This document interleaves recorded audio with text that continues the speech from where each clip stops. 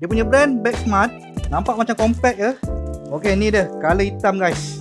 Dia ada macam color pink ada. Macam aku minat color hitam, lebih pada tactical sikit lah color hitam ni. Sebelah belakang ada tempat ni untuk menggantung korang punya tool ke. Depan untuk korang punya shoulder ni jenis lembut tau. Kita close up sikit. Nampak tu, dia ada dia punya engrave, dia punya brand. Dia ada 1, 2, 3 kompartmen depan. Sebelah dalam ni warna cream Ada 2 kompartmen. Depan pun ada. Dalam ni pun ada. Nampak tu, dia ada 3 kompartmen kat depan. Untuk sebelah dalam ni dia ada 1 kompartmen untuk korang letak korang punya tablet ataupun korang punya laptop lah. Sebelah sisi dia pula ada 2 kompartmen untuk korang letak korang punya air botol mineral. Untuk abang boleh ambil color hitam ni, memang cantik. Kalau akak ambil color pink. Naik boleh, nak rendahkan boleh.